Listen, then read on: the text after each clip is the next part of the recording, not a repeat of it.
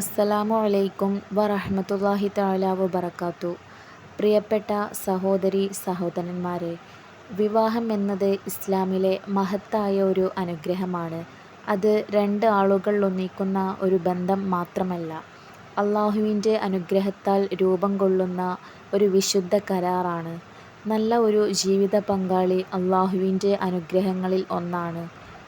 ഇന്ന് പല യുവാക്കളും യുവതികളും വിവാഹം വൈകുന്നതിൻ്റെ പേരിൽ നിരാശപ്പെടുകയും വിഷമിക്കുകയും ചെയ്യുന്നു. എന്നാൽ ഒരു വിശ്വാസി ഒരിക്കലും അള്ളാഹുവിൻ്റെ കാരുണ്യത്തിൻ്റെ പ്രതീക്ഷ കൈവിടരുത്. കല്യാണം ശരിയാവാത്ത പ്രശ്നം മാത്രമല്ല ചിലർക്ക്. കല്യാണം ശരിയാകും, പക്ഷേ അത് മുടങ്ങിപ്പോവുകയും ചെയ്യും. ഇങ്ങനെ ബുദ്ധിമുട്ടുകൾ ഒക്കെ മാറി കല്യാണം പെട്ടെന്ന് ശരിയാകാൻ, അനുയോജ്യമായ ഇണയെ ലഭിക്കാൻ എന്താണ് ചെയ്യേണ്ടതെന്ന് പറഞ്ഞുതരാം. യാ മുഗീസു എന്ന ദിക്ർ നിങ്ങൾ ധാരാളമായി അധികരിപ്പിക്കുക, ദുആ ചെയ്യുക.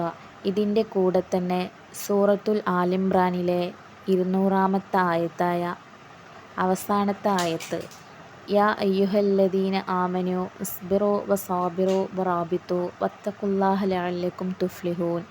ഈ ആയത്ത് 7 തവണ ചൊല്ലുക.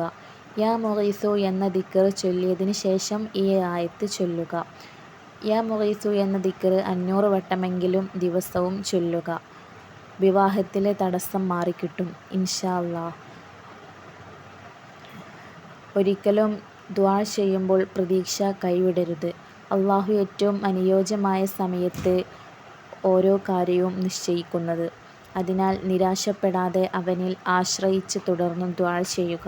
അള്ളാഹു സ്വീകരിക്കട്ടെ. ആമീൻ. വീഡിയോ ലൈക്ക് ചെയ്യുക, ഷെയർ ചെയ്യുക. ഇത്തരത്തിലുള്ള വീഡിയോകൾക്കായി നൂറുദ്ദുആ എന്ന ഇസ്ലാമിക് ചാനൽ സബ്സ്ക്രൈബ് ചെയ്യുക. അസ്സലാമു അലൈക്കും.